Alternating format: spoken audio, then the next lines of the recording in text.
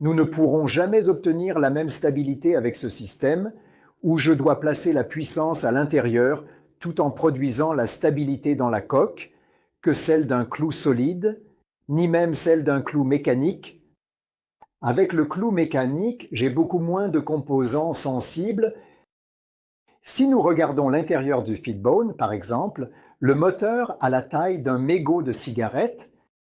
Ce mégot de cigarette est combiné avec un réducteur à rouleau planétaire. Le réducteur à rouleau planétaire a le même diamètre qu'un mégot de cigarette, mais il est 2 fois plus long, car il repose sur un rapport de réduction énorme. Sinon, un mouvement d'écartement ne serait pas possible.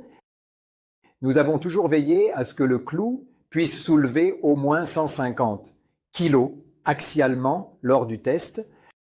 Sinon, des valeurs inférieures ne suffisent pas car le serrage, la flexion, la tension musculaire, la douleur produit une tension musculaire, a un effet antagoniste extrême, donc nous avons besoin de ce pouvoir, sinon le clou est pour la poubelle.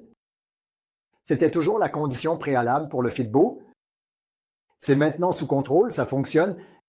C'est similaire avec le Preceis, mais les deux sont toujours encombrés par l'étanchéité nécessaire qui devrait empêcher la corrosion, mais jamais la corrosion peut être empêchée de manière fiable. Il y a trop de composants mécaniques qui s'y opposent. Le Preceis a d'abord été disponible en version titane. Les conditions qui s'y opposent. Le Preceis était d'abord disponible en version titane. C'était le Preceis 2. Les Preceis 2, hautement loués, c'est ce clou, c'est le Preceis 2 en titane. Tout le monde aime le titane. On voit les caractéristiques. Ici, on voit le magnétisme du clou provoqué. Bien sûr, grâce à l'entraînement, c'est clair, il a besoin de ce magnétisme, seulement possible grâce au fer. C'est exactement la même chose pour le modèle successeur. Dieu merci, enfin, devenu raisonnable et produit en acier. Les Américains appellent ça un matériau unique, donc un matériau unique. C'est, si on le vérifie, selon la norme ASTM aux États-Unis, c'est exactement la même chose que la norme DIN en Europe avec 1441.